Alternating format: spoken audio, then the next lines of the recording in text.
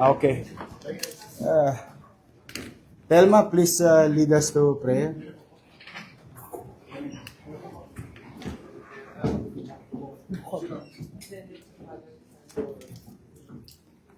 Lord, maraming salamat po sa araw nito. Naway gabayan po kami sa aming discussion.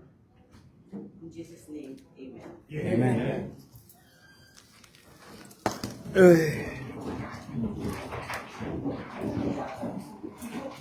Good morning.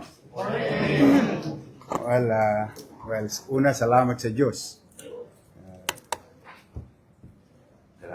Una, salamat sa Diyos. As we have been saying, God will provide.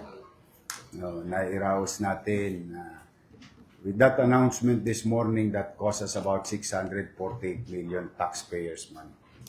But I'm happy for our employees.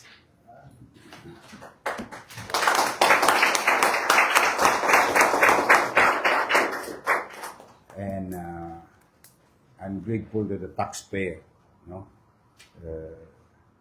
At least before natin inuna ang sarili natin, inuna muna natin taong bayan. And as we speak, we continue to provide, and I wanted to achieve about 740,000 plus families in the city of Manila and about 200,005 senior citizens in Manila. Before the end of the year, tingin ko tapos lahat yun. And then, of course, yung mga batang Maynila, there's about 15,000 students of UDM and PLM. I'm happy for them kahit paano yung mga kabataan sa Maynila na mag-aaral. There is something in their pocket to spend for themselves. Plus about 28,000 senior citizens coming from the national government. And by January, there is another 205,000 plus senior citizens will receive the city's assistance. So we are on track on expenditures or target expenditures. Especially, katulad yung sinasabi ko nga sa inyo dito, totoong iniintay ko talaga yung announcement ni Presidente. And I'm very happy that the President did it because behind you, the core of city government's fiscal management team is really gearing up to provide these benefits. And there's about 8,000 plus who will now enjoy the second tranche plus extra bonus. The SRI supposed to be January pa yon. Pero ngayon, at least, bigay na. At saka yung sa JO. Masaya ako para sa mga JO saka contract of service. At least, they were not left behind. So, congratulations sa MHD. Nako, paldong-paldo mga taga-MHD.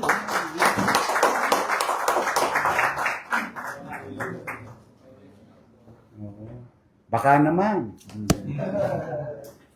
Sabi ng mga empleyado kanina, swerte ng mga taga Manila Health Department at saka hospital. Mas malaki pa yata nakuha nyo kaysa sa PGH. I think so. See? Pagbuti lang kayo. Basta ako, magsisinop ako. Pipilitin kong maging eficiente sa mga gastusin.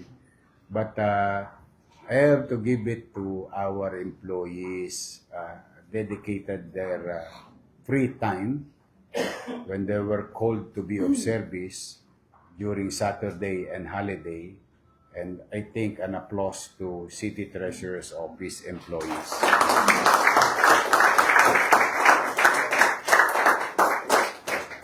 Mahirap yun, ha? kinukuha ko yung oras nila Sabado, holiday. But I opted to be there to receive our taxpayers doing their obligation to the city. And all other agencies that are collecting regulatory fees and income, thank you very much sa inyong lahat. Keep it up. Okay? So, we move on with our life. Hopefully, by next year, it's a new challenge for us. But if you perform better than the last 6 months of 2025, I think we are in our continuous journey to road to recovery of our fiscal problem done by the past.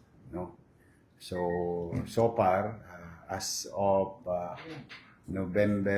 December, first week of December, the projection of your fiscal management group with regard to assessment and actualize numbers, no? May projection, pero may actual. I think we went beyond the bare minimum. We went to above the projection in terms of performance of our source. So, thanks to each and every one of you. Now, again, the same message that I gave kanina, kausapin nyo yung mga staff ninyo, ha? You know, the least thing that we can do is, for our taxpayer, is you put a smile while doing service to them. Give extra step, extra mile when you're doing service to our taxpayer. Pinagpapasalamat ko yan kasi nung manawagan ako, nagulat kami ni Paul yung respond ng taong bayan. At the basic comment was like, napanood namin si Yorme na nanawagan siya na kung pwede na kaming, that's why kami mag-asawa dito, pumila kami. Sabing gano'n. When you ask the taxpayer, they really, and in line with the curative approach of Attorney Chris Fernandez and the team in the City Assessor's Office, pag yun nagtuloy-tuloy at natuto nang bumalik yung pagmamahal sa sarili, pagbigay ng dignidad sa sarili bilang empleyado ng gobyerno, sa puso't isipan ng lahat ng mga empleyado doon, at unti-unti naman natin kinakalos yung mga talipandas na ginawang bakahan, ginawang farmland, ang office of the city assessor, unti-unti na silang nawawala, and the moral of those employees are gaining because they are now being used based on their ability, existence, skills, and experience. Tingin ko, unti-unti tayong magbubuti. I've been receiving a lot of texts from friends that they were happy to pay their amilyar online. On a Sunday, on a Saturday. Natutuwa sila na ay, pwede na magbayad. Congratulations, Attorney Chris Fernandez.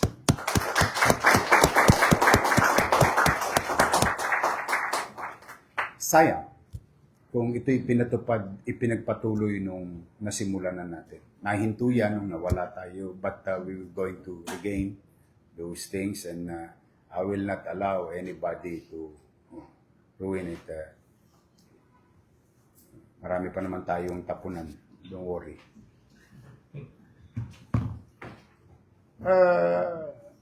Pio, may naka-duty ba doon sa mga buhaya? Doon sa area? Naglilinis, nagpapakain sa buhaya. Meron? Kailangan mo pa ng extra? Dalawa. Marami tayong buaya doon sa Manila Zoo. They need TLC. Tender loving care. We should not allow to ruin your office by this politically inclined individual. Ewan ko, ba't na nauso sa kanila yung politika? Nasa gobyerno na nga sila, hindi pa nila ipagpasalamat. Pakakala nila inilagay sila dyan dahil sa politiko. Inilagay sila dyan dahil sa pangangailangan ng gobyerno sa kakayanan nila na magserbisyo dapat sa tao. Ba't di mo maalis yan? I've been saying, hindi tayo